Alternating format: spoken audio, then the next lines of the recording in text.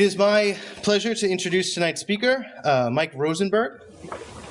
He is a writer and historian with many books to his credit, author of The Great Workshop, Boston's Victorian Age, and Goods for Sale, Advertising and Products of the Massachusetts Industrial Age, as well as America at the Fair, Chicago's 1893 World's Columbian Exposition. And if you get a chance, the library actually has a vase that was displayed at that exposition up on the landing on the grand staircase, an Amari, a Japanese vase. It's pretty cool. Vase. I said vase and then vase. Anyway. But, exact, tomato, tomato. Here we are. I'm from Lowell. What do you expect? He's here tonight to talk about his latest book, which should be fascinating for those interested in Lowell history, as I'm sure many of you are. As you no doubt know, the book is titled Life and Times of Francis Cabot Lowell, 1775 to 1817, and is the first book-length biography of our beloved Lowell's namesake. So please join me in welcoming Mike Rosenberg.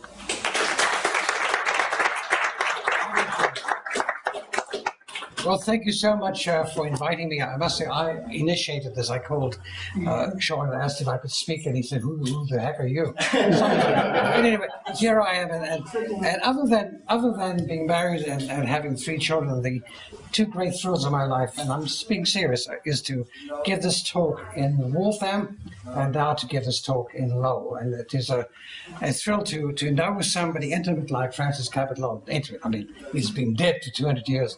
But to sort of feel I know him and to be able to speak about him in the 2 places where he made a great difference. And what I'll try to do today is to sort of combine the Waltham story and the Lowell story, because he died before Lowell was founded, and his real claim to fame is what he did in Waltham. Now, I may add, as a vanity, I had the book came out in hardcover. It's now out in softcover. I have 10 copies and about 10 more in the car. If anyone would like, they're $20 each, and I'm making no profit out of it. But if you'd like to, my wife and I will sell them after the lecture, $20.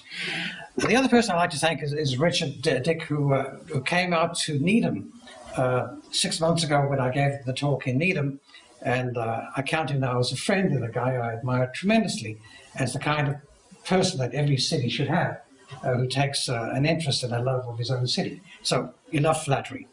But I had just quickly, if anyone wants to know how did I get involved with this idea.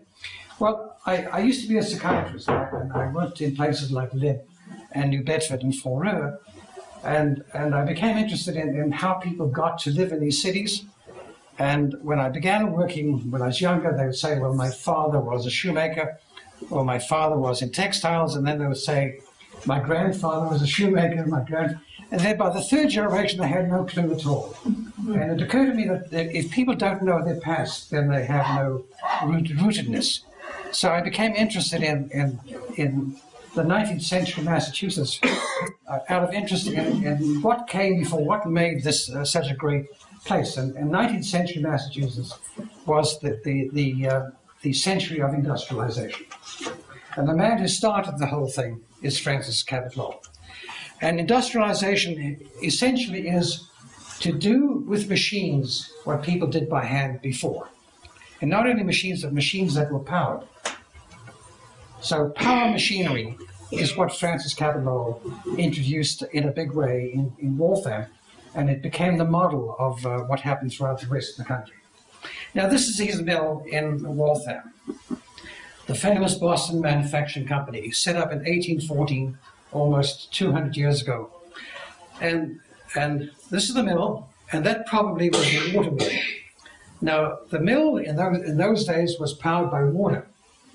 Now, why Waltham? Well, he was a Bostonian, and all his gang, Appleton, Jackson, they were Bostonians, although many of them originally came from Newburyport. But they grew up in Boston, and the nearest source of water power, in terms of having a waterfall that generates the power, is Waltham. And if anyone goes there, and I took Dick there a couple of months ago, go on Moody Street. They have a Moody Street in Waltham. And you get off the bridge, you get out of your car at Moody Street Bridge, and you look over the bridge, there's the waterfall, about 12 or 14 feet high, and that generated the power that was taken through a sluice path to the water wheel and turned the wheel. And once you turn the wheel, then all the machines in the mill are connected to that water wheel to turn the machines.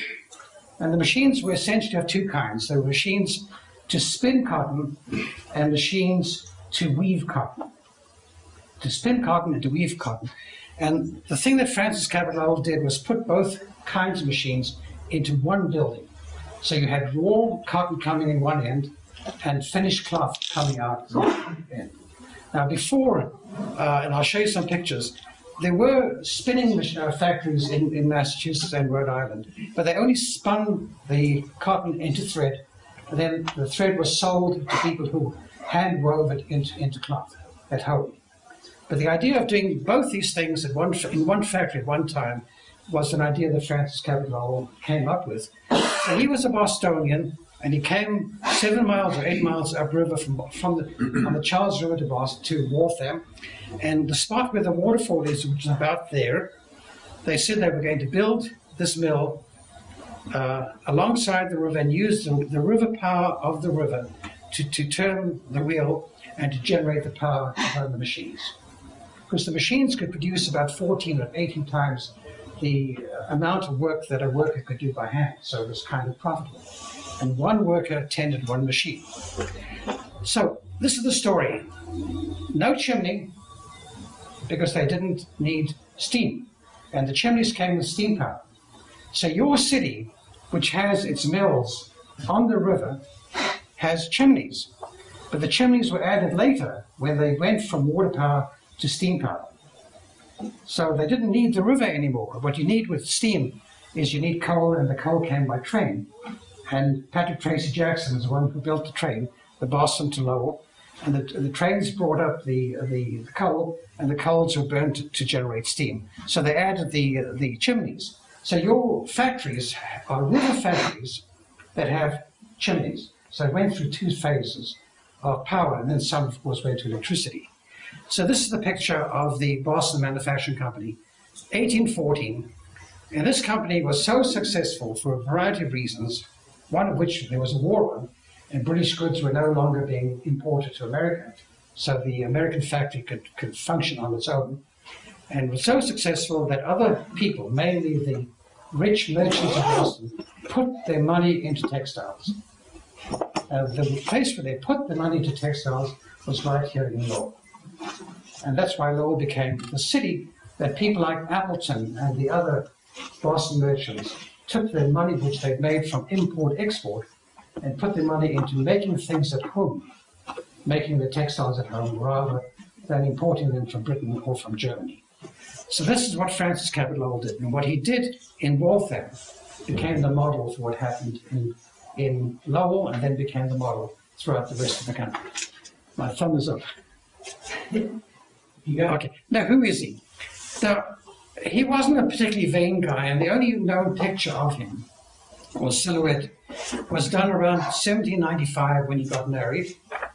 And this is he. He was described as being a kind, well-meaning, obsessive-compulsive guy given to stomach cramps and complaining about his health. Somewhat frail, somewhat needed to be taken care of. And he had the great fortune of having an abundant supply of mothers, sisters, half-sisters, sisters-in-laws, brothers-in-law, who took care of him, who helped him along.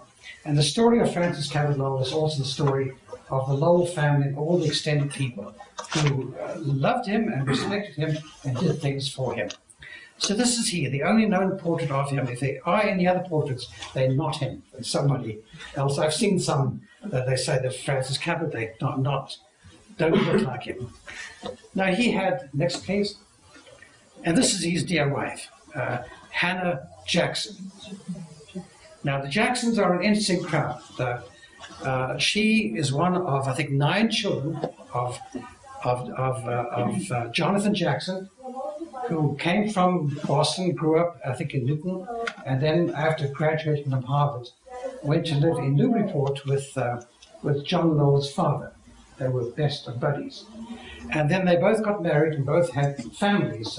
And this is Hannah Jackson, I think the fourth or fifth child of Jonathan Jackson. And she and her brothers were instrumental in helping Francis Cabot Lowell throughout his life. She married him when she was 22. She was not wealthy. In fact, by that time, the Jacksons had lost their money. So Francis Cabot Lowell married her despite her being a pretty poor woman. And they lived together at that time in Boston. We'll talk more about her in a moment. The next picture is his father. Now, this picture I got from the Amherst College Library. They had the picture, they had no idea who he was until I told them. But this is he at about age 53, 54, living a gentleman's life in Roxbury. He had an office and a house in Boston, and he had a kind of a small estate in Roxbury called Bromley Vale, which now is the Bromley Heath housing project. But it's still there. I mean, the name is there. But he had 38 acres and a grand house, and that was then the country. It was the other side of Boston on the mainland from the isthmus of the Shawanook Peninsula. And he lived there with his third wife and some of his children. And he was a very successful lawyer, Harvard educated, a successful judge, and a guy who was in banking and other endeavors. He owned about 50,000 acres of land in Maine and in South Carolina. He dabbled he speculated in land. And he ended up his life a very wealthy guy. And the money went to his children. The next one, please, is his third wife. Now, he married 3 times. His first wife was called Sarah Higginson. She came from Salem. And she had 3 children, and then she died around probably age 27. They had tuberculosis or whooping cough, scarlet fever, all kinds of things. And she died. And then he married his second wife, whose name was Susanna Cabot. And she too came from Salem. And her eldest child was Francis Cabot Lowell, named for her father, Francis Cabot, both from Salem. The third wife is Rebecca Lowell. Her full name is Rebecca Russell Ting Lowell. Why Ting? Because her husband came from Tingsboro.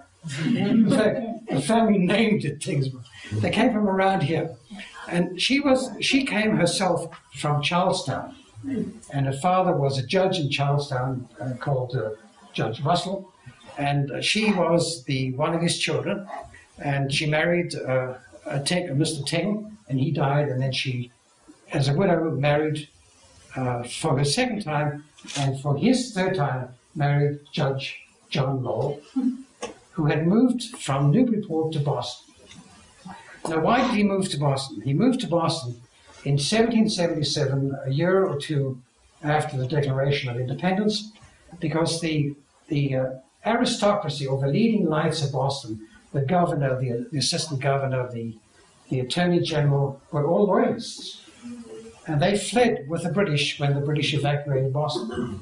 And they went either to London or they went to Nova Scotia. And it created a kind of a power vacuum. And the next level of leadership in the state, like John Lowell, took advantage of it. And they came to live in Boston and got the big jobs.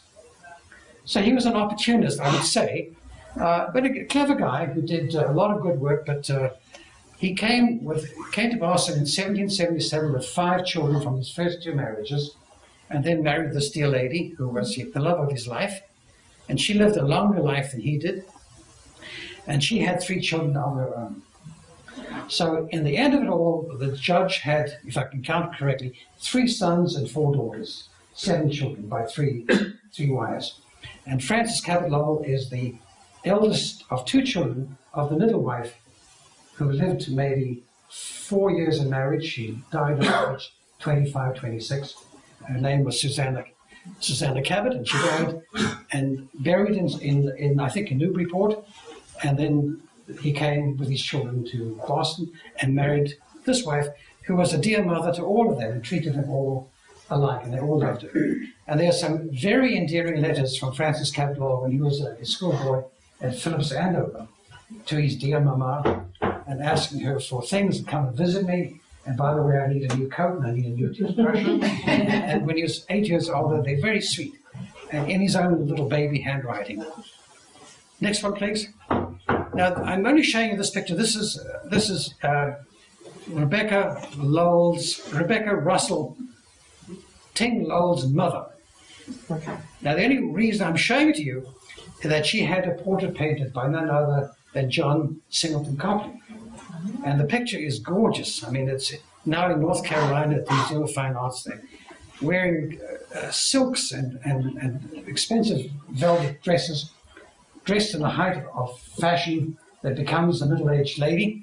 And she had 7 or 8 kids of her own and had a portrait painting which indicated at that time that they were people of substance.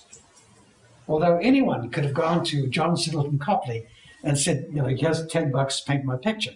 He wasn't discriminating, he just, did it for the money. But he did it very well indeed.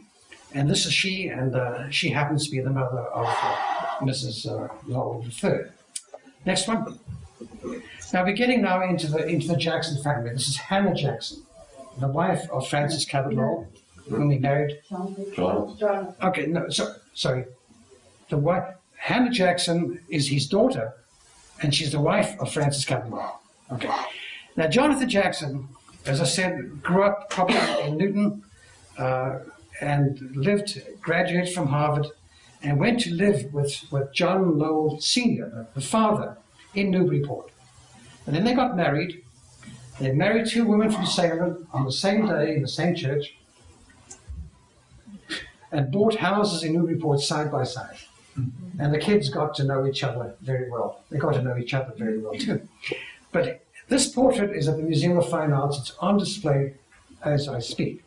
It was locked away in storage for 100 years.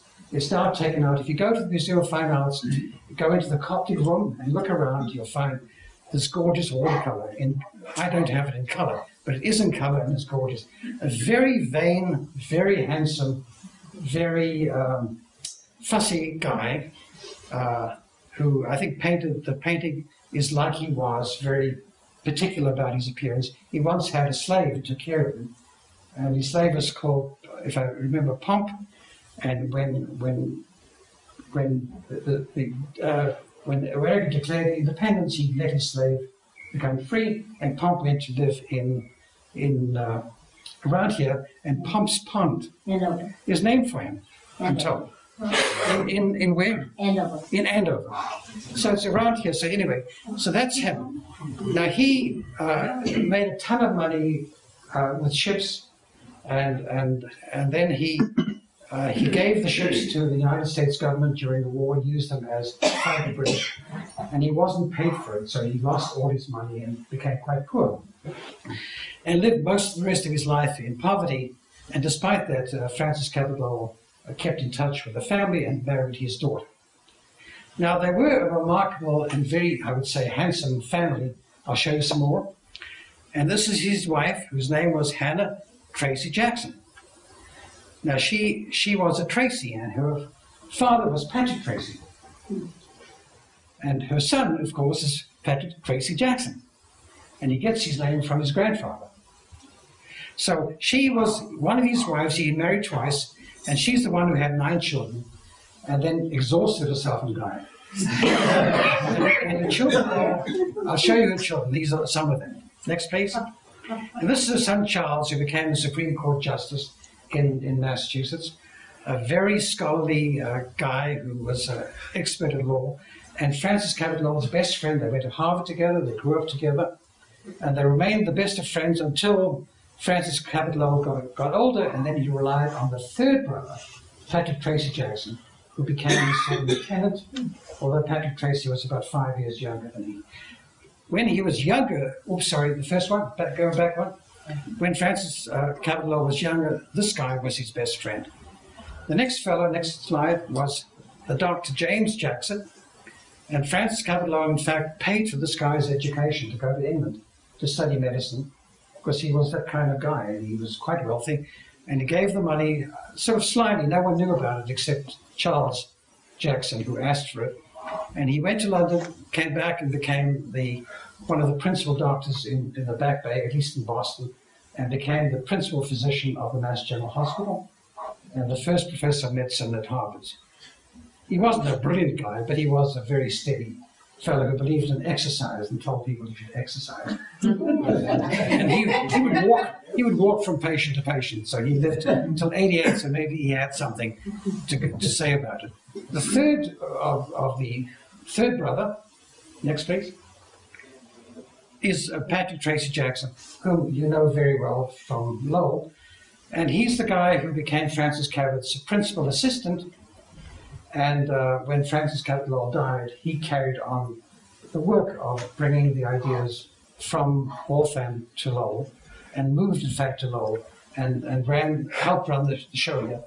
And the first, if I'm correct, the first locomotive that ran between Boston and Lowell was called the Patrick, named for him, because at the Lowell machine shop they began to make locomotives to run on the Boston to Lowell line, the first railroad line in America, I think, at least in Massachusetts.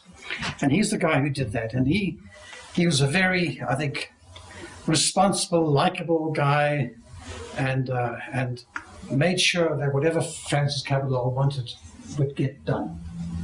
Next, please. Now, Francis Cabot Lowell also had two brothers, and this was the younger of the two, the Reverend Charles Lowell, the son of the third wife. And he went to Harvard, also went to Phillips Andover before, trained as a minister in Edinburgh, and had a pulpit at the South Church on Cambridge Street in Boston, very near the Mass General Hospital. The church still stands, and he was there for 47 years and then died in dementia or something close to that. But he was, I would say, not a very exciting guy, but a very serious guy who believed in not drinking and no slavery. He was in favor of all the right causes, but his community was somewhat different, so he complained quietly rather than vociferously. But he was a man of some principle, but not enough to shake other people up. The other brother, next please, is this fellow who was very different, John Lowell Jr., the eldest son, and he's the one who went to Phillips Andover in the first class, went to Harvard, did brilliantly, started a law practice in Boston, and ran the practice that his father had built up because his father had become a judge, and was showing off about what a smart guy he is, and causing other people to be envious or angry with him. But he had his comeuppance, if I can call it that, when he was the defense lawyer of the trial of a guy called Jason Fairbanks, who was a young boy in Dedham, who had a altercation with his girlfriend. He was 20 and she was 18. He claims that she stabbed herself to death and that he tried to stop her, and he cut himself in the process. But apparently the wound that killed her was a wound from the back into her heart.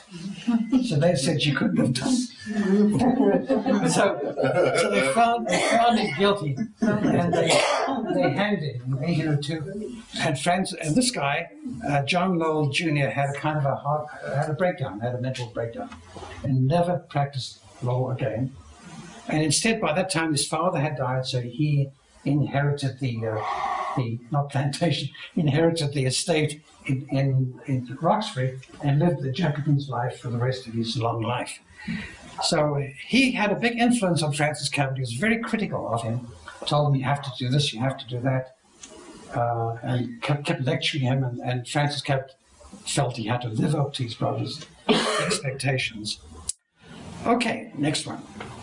So this is Harvard around the time that Francis Cabot went to school there. He went to school for, I think, 3 or 4 years. I can't remember. When he was 13, he graduated from Phillips Andover at 13, wrote the examination, passed, got into Harvard, and in his final year decided to loosen up a bit, and he lit a fire in Harvard Yard. And they kicked him out. They rusticated him, whatever word you want to use. And there's a letter from the principal of Harvard saying, "You bad boy," or words to that effect. "Leave here. You can graduate with your class, but you can't be at school." So they sent him to Bridgewater to be educated by some scholar out there, and that sort of changed his life from being a frivolous, cocky, confident guy to being serious, as somebody told me, where's Kathy? Well, Kathy has read about it and said, as if he had to make up, he had to prove himself to his wife, to his father, to the world, that he was a man of substance, and he became a serious guy after being kicked out of Harvard. But he did graduate in his class and he majored in mathematics, which was his great strength, and that became important when he was designing the mill in Waltham and designing the machinery. Next picture. Now this is Boston. To live in Boston around 1780 would be to live around here. And that's Long Wharf, where all the ships from Europe would come to and dock along Long Wharf. And he lived around here somewhere. His father lived around here with all the children, and all the important people in Boston were living around here until they built Cambridge Street and they began to move out there and then moved on to Beacon Hill. So this was his world. Now over here, when Francis Cabot Lowell graduated Harvard, he went to for 2 years to France to be what is called a supercargo. He went on a ship to sell American grain in return for French wines. And he went to France at the time of the French Revolution. And he saw people being hanged or guillotined and all that stuff. And he was kind of oblivious. He was just enjoying himself and learning French and finding some girlfriends. I mean, literally, that was his interest. So he was only 18 at the time, so one can sort of understand. When he came back to Boston, he set up on Long Wharf here as a merchant, importing goods from China and goods from India, and selling those goods like Chinese silks and Indian cloth, and selling them up and down the eastern seaboard to people in Philadelphia, in Baltimore, in New York, and other places. Now, in 1806, he did something, 1804, he did something quite remarkable. I think it's the next picture. Okay, so this is Boston as it was in his time. Boston was a peninsula called the Shoreham Peninsula, linked to the mainland by this thin piece of land where Boston University now is, around there. And this is where Roxbury was. So you can see his father living around here and going once a week or twice a week by horseback into Boston to his law office. And this is Long Wharf here, and this is called the Front Bay, and this here was called the Back Bay. So when they filled that up, they called it the Back Bay.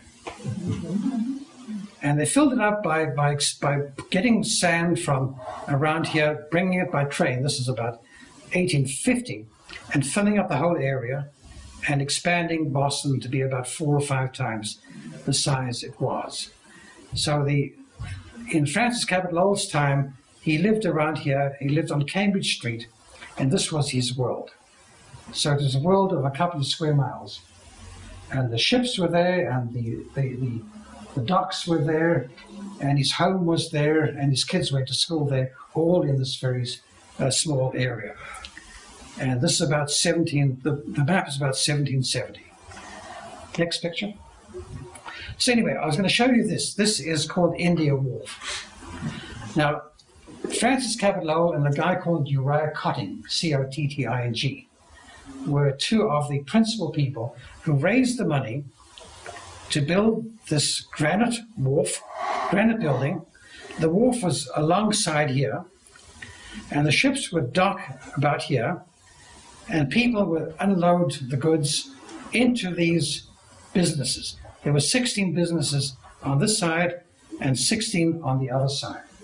So they would unload stuff that came from India, like textiles, and stuff from China, like silks, and put the goods in the upper 3 floors.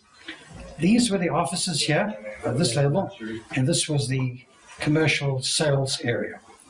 As I said, there were 16 buildings designed by Charles Bulfinch and paid for by Francis Cabot Lowell, and they built the building and sold each one of these to different merchants.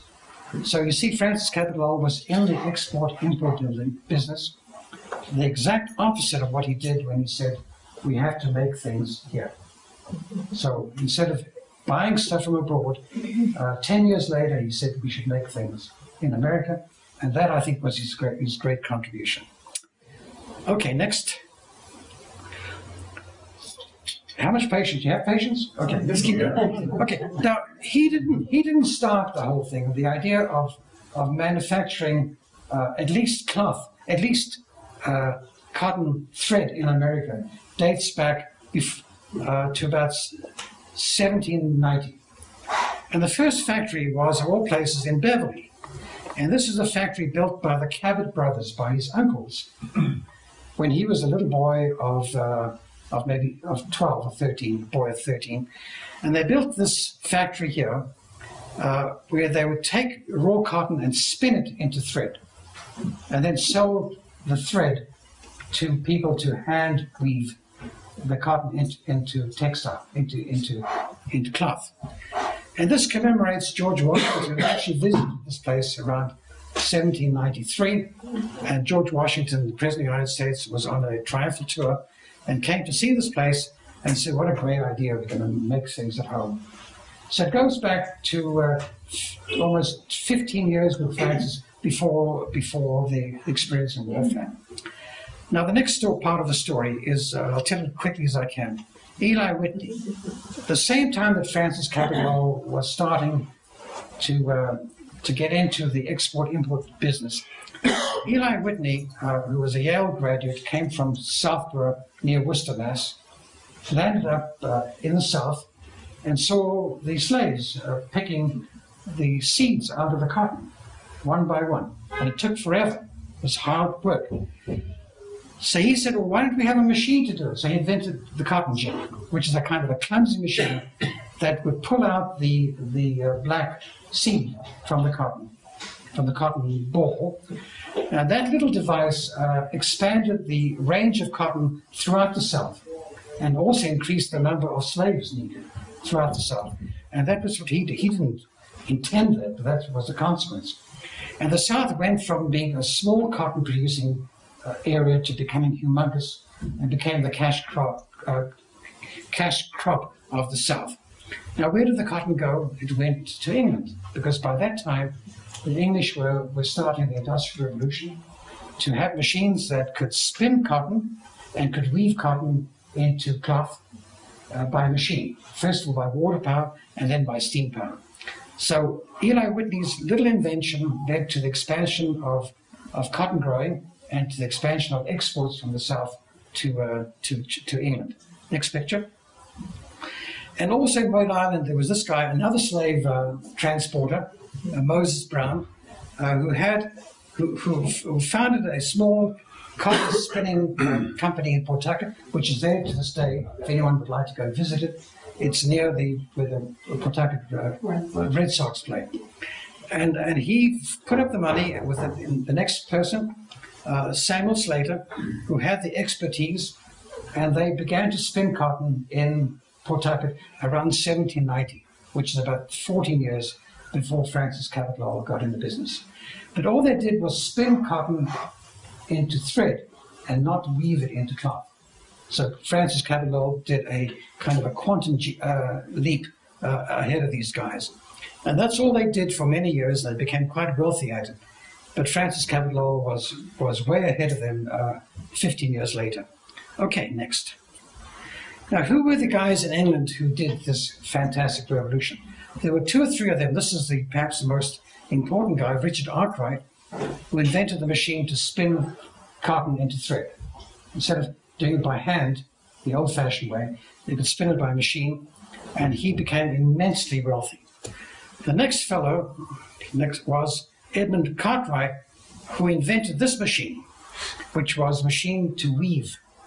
And anyone who walks around the mills here will see lots of these looms, power looms. It was a loom worked by water power that would do the things that people did by hand. Now, how did he do it? He was a minister, and apparently he was visiting a spinning mill one day, and somebody said, well, there's so much cotton being spun into thread in England that we'll never be able to weave it by hand, and the French will take over the industry. And he said, well, why don't we invent a machine that can weave cotton? And I said, oh, you're a dummy, it'll never happen. You know, like anybody with a great idea, they poo-hooed it immediately. But he did it. And he invented this machine.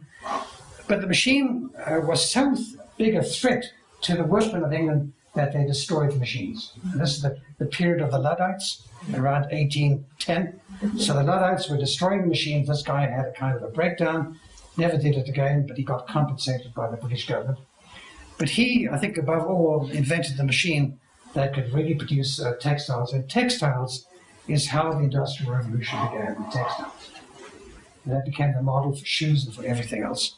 So these are the guys who were inventing the machines in England to produce spun cotton and from cotton to spinning, to weaving the cotton into cloth, and producing so much of it that they were drowning the world with their exports. And that's the time, from 1810 to 1812, that Francis Cabot Lowell was in England with his family on a health trip, so they say. But in fact, he was going to the fancy spas and giving his kids a good time, going to Edinburgh, spending money as if, spending thousands of dollars. He must have spent, I would say, equivalent today of $200,000 a year for 2 years.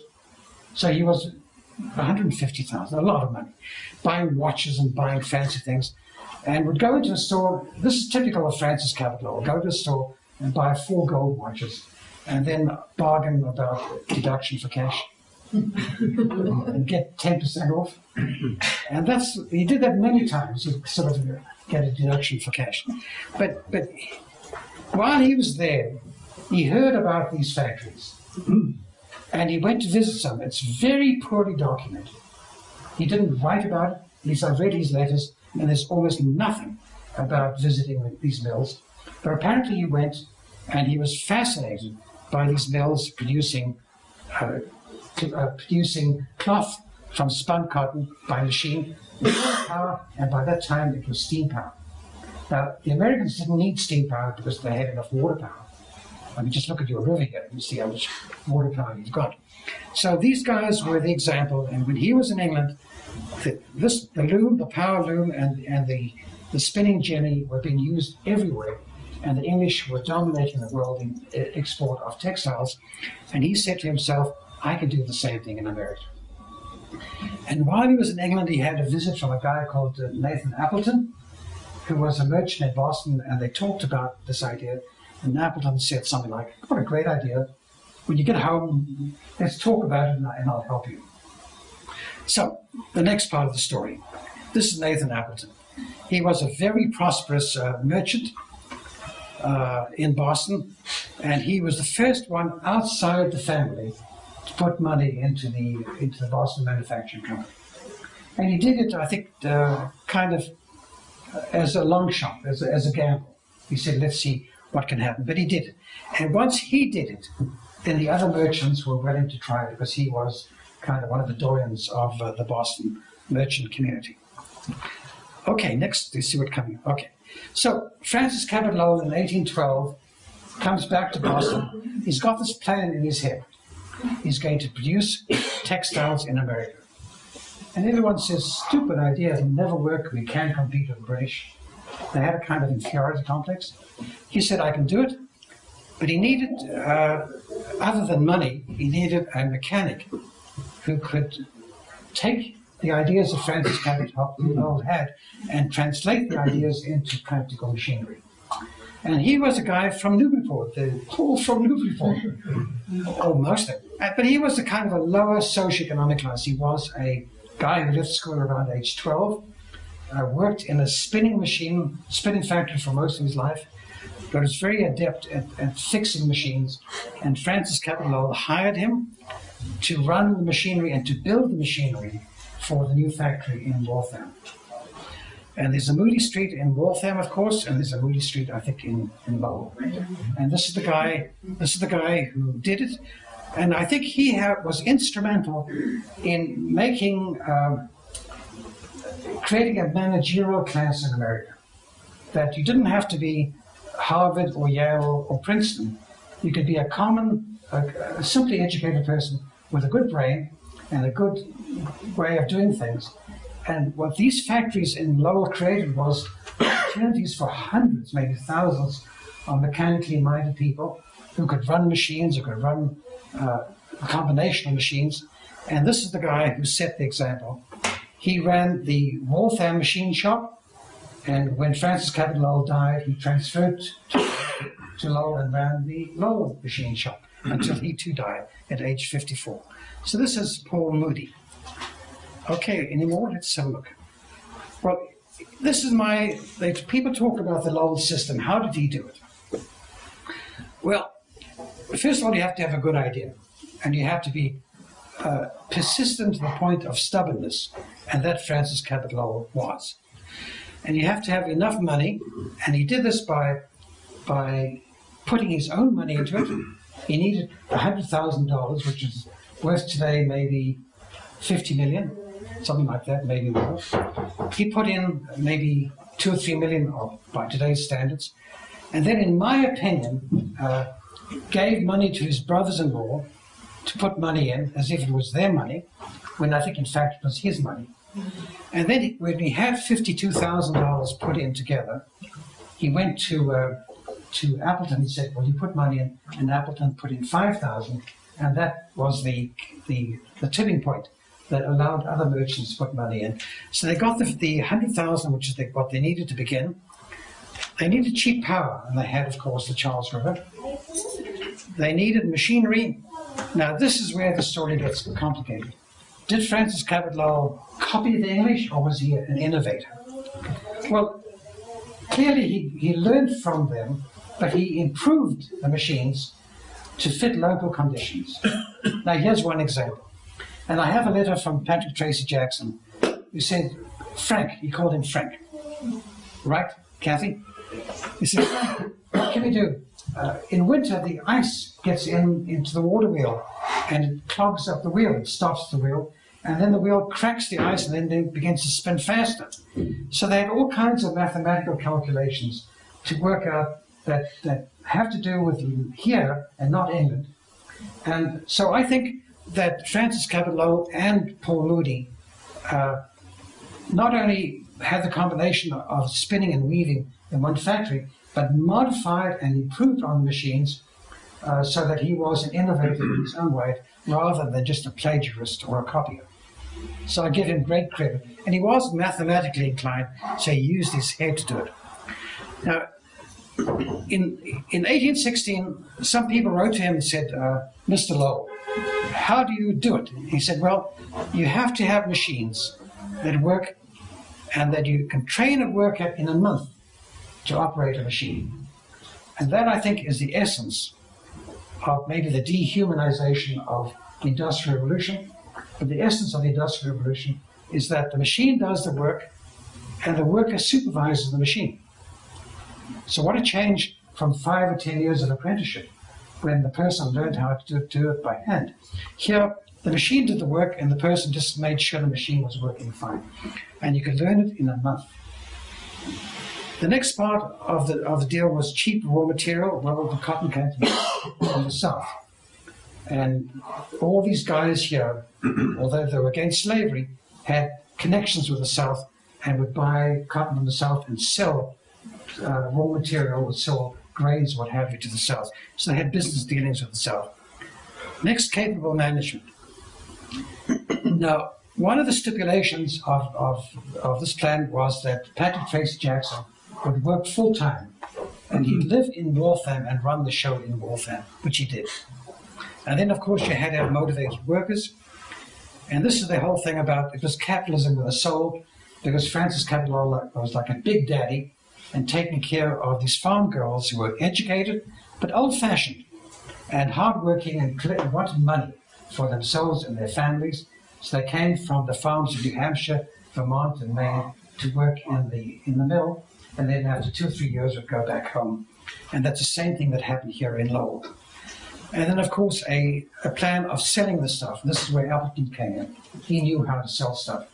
And people were prejudiced against American goods, but Appleton somehow got around it and sold them American goods.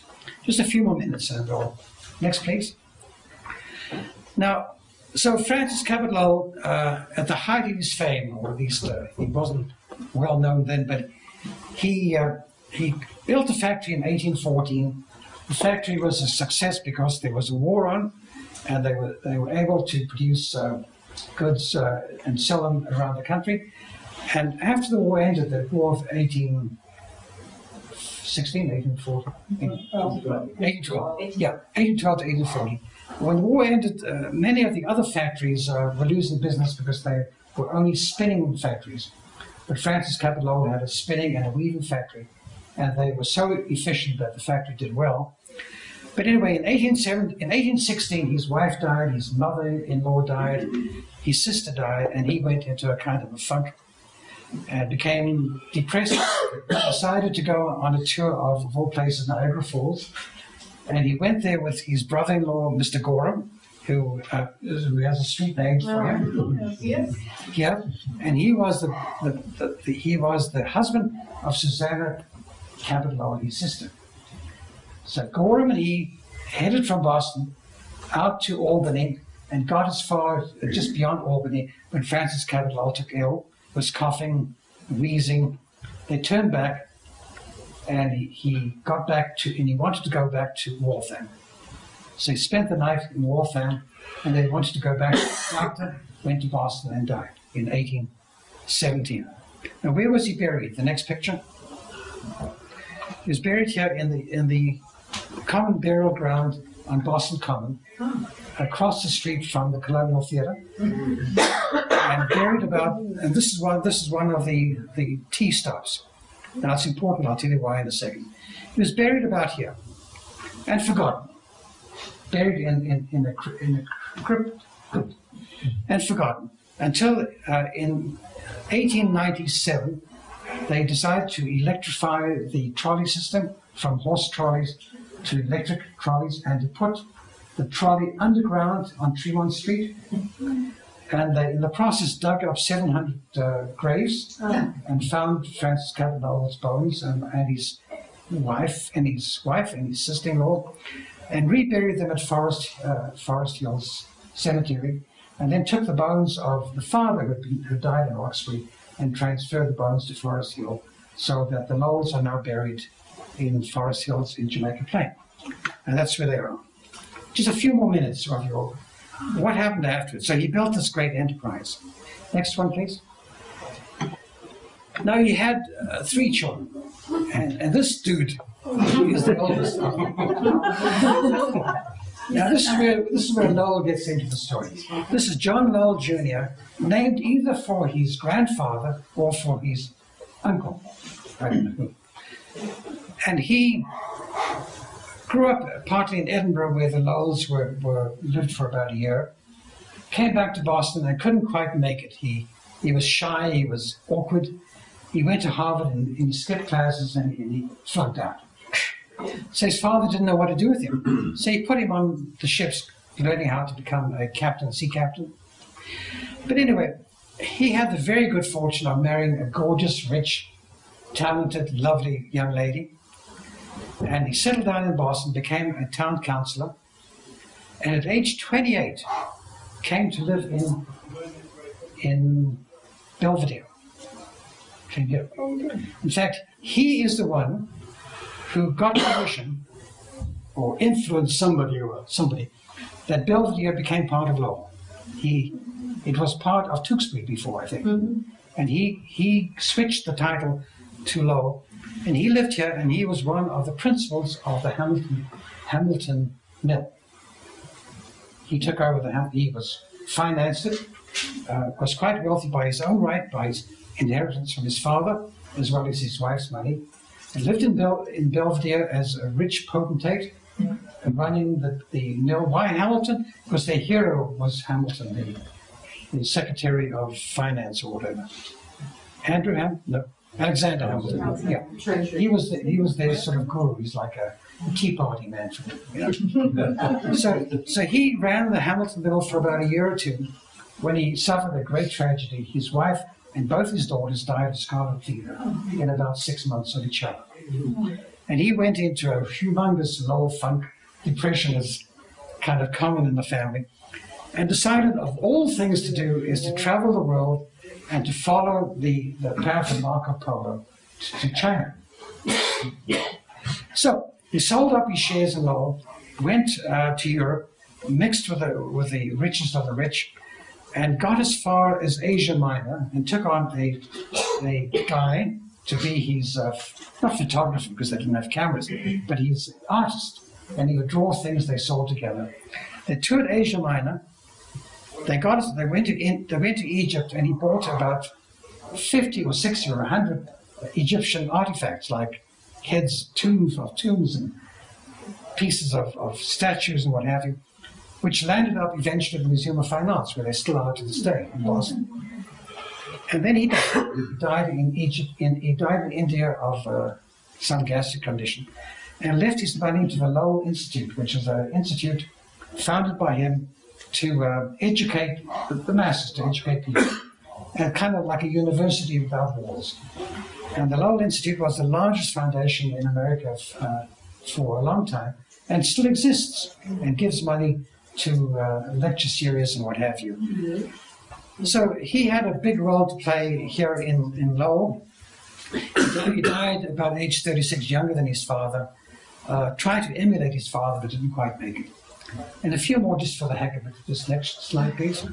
And this is the Hamilton Mill, I think. At least the website said so. Yep. And it's now an apartment complex, but it's a great building. I think it must have been built around 1828. Great looking building. Water power. This one was built much later. This is like 1880s, 1900. When it was built? This is a much later building. A later building. Okay. This is not an original building. It's like 1890s, 1900s. Oh, thank you for telling me. Okay. Well, they called it the Hamilton Mill? It was always the Hamilton, but they were always tearing down the buildings and building new buildings from 1820s on. So none of the 1820 buildings have survived. Oh, really? They're all gone. I shouldn't speak yet because you guys know all of it. Next one, please. And again, the comment I made about water power and steam power, and you see this in this particular picture with the chimneys, and the chimneys belching smoke, and right on the river. So the canal, which is this great triumph of Lowell, to build a canal from the Merrimack River to feed the mills, became essentially redundant by about 1840, 1850, when steam power took over. And you see some pictures of Lowell and elsewhere of the trolley tracks, the train tracks carrying the coal to feed the mills. There must have been a ton of coal and huge pollution. There may be one or two more. And of course, whatever happened in Waltham, the boarding houses, the hours of work, the education, the spinning and the weaving were translated to Lowell, but on a much larger scale. Because Lowell, the river here is about 40 times the power of the Charles River, and the number of mills you have here is a huge leap compared to the teeny mills in Waltham. But they had the same ideas, and this obviously was taken in the period of these trolley tracks were almost certainly at that time horse-drawn trolleys rather than electric trolleys. So these were the dormitories and boarding houses for which Lowell is justly famous. Maybe one more. And I guess another chimneys and these great mills of your city. One more maybe. And of course these great pictures of the Lowell girls. And imagine the clanging, the noise, the heat, whatever it was, and the chance of having your apron caught up in the machine and causing harm. And these gals stood by these machines 10, 12 hours a day for 350 days a year, and yet they loved poetry, some of them, and loved writing, and were this class of educated people that even a person like Charles Dickens was amazed by when he toured Lowell in 1842. And there may be one more, just one, no, that's it. Anyway, so this is the great story of Lowell, and it's the story of my last comment. How did it get to be Lowell? The story I have is around 1823, when the Charles River had ceased to be a source of power because the river was too small for more and more mills. They had built 3 mills side by side, one next to the other, and they needed a real water supply. So Paul Moody had a partner who has a street named after him here. So Ezra Worthen? Ezra Worthen. Yeah, Worthen, and thank you so much. Worthen and Moody were partners in Amesbury. And Worthen, W-O-R-T-H-E-N, wrote or said to Moody, "Why don't you guys buy the water rights of the up in Lowell, up in East Chelmsford?" So Nathan Appleton, Patrick Tracy Jackson, Paul Moody, and I think one other guy. Kirk Booth. Kirk Booth, yeah. There were 6 actually. 6 of them. Came up here, and they decided among themselves, it was a November day and it was snowing a bit, and they said, "This is a great spot." There were the Pawtucket Falls, there was the Middlesex Canal, there was water, there was a canal there was the falls, there was water power galore, and they said, "This is the spot to build our industrial town." And then, I think it was Appleton who said, "What should we call it?" And Paul Moody, I think, or maybe Jackson said, "Let's call it Lowell." And Booth said, "Let's call it Derby," because he was an Englishman. They said, "No, we'll call it Lowell," and that's how it got to be Lowell. Thanks so much.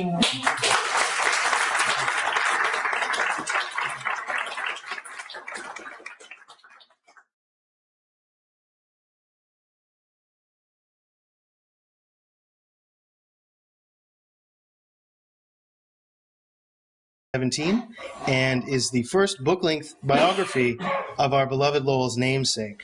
So please join me in welcoming Mike Rosenberg.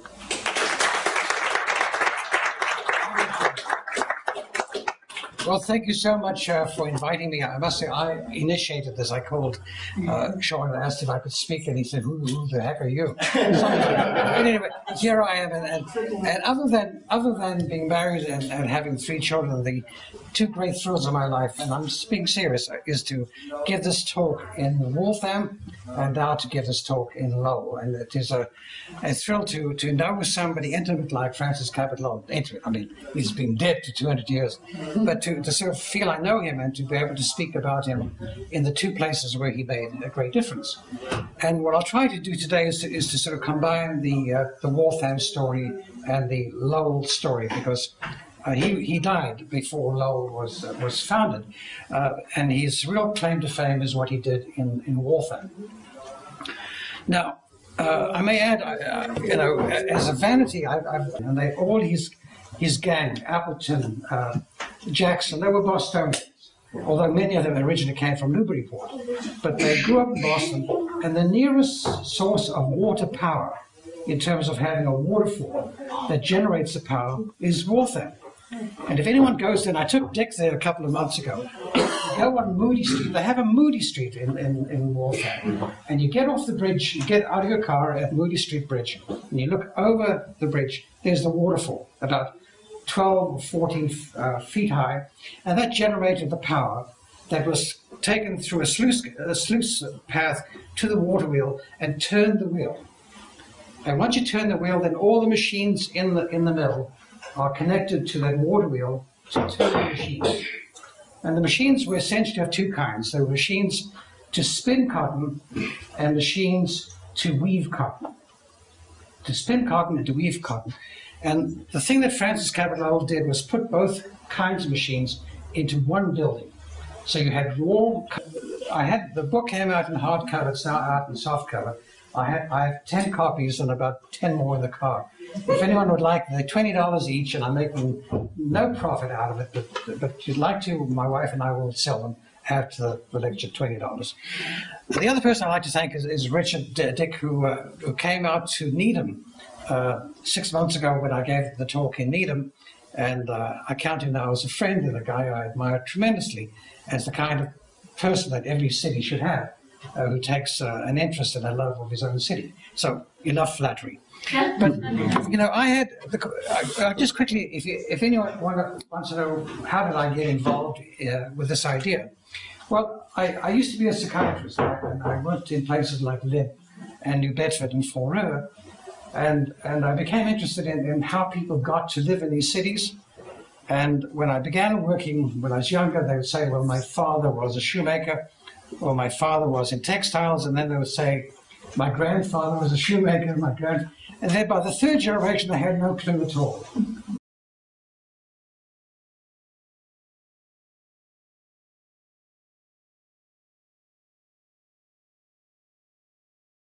It is my pleasure to introduce tonight's speaker, Mike Rosenberg. He is a writer and historian with many books to his credit, author of The Great Workshop, Boston's Victorian Age, and Goods for Sale, Advertising and Products of the Massachusetts Industrial Age, as well as America at the Fair, Chicago's 1893 World's Columbian Exposition. And if you get a chance, the library actually has a vase that was displayed at that exposition up on the landing on the grand staircase, an Imari, a Japanese vase. It's pretty cool. Vase. I said vase and then vase. Anyway. But, exact. Tomato, tomato. Here we are. I'm from Lowell. What do you expect? He's here tonight to talk about his latest book, which should be fascinating for those interested in Lowell history, as I'm sure many of you are. As you no doubt know, the book is titled Life and Times of Francis Cabot Lowell, 1775 to 1870. And it occurred to me that if people don't know their past, then they have no rootedness. So I became interested in the 19th century Massachusetts out of interest in what came before, what made this such a great place. And 19th century Massachusetts was the century of industrialization. And the man who started the whole thing is Francis Cabot Lowell. And industrialization essentially is to do with machines what people did by hand before. And not only machines, but machines that were powered. So power machinery is what Francis Cabot Lowell introduced in a big way in Waltham, and it became the model of what happened throughout the rest of the country. Now this is his mill in Waltham, the famous Boston Manufacturing Company, set up in 1814, almost 200 years ago. And this is the mill, and that probably was the water mill. Now the mill in those days was powered by water. Now why Waltham? Well, he was a Bostonian.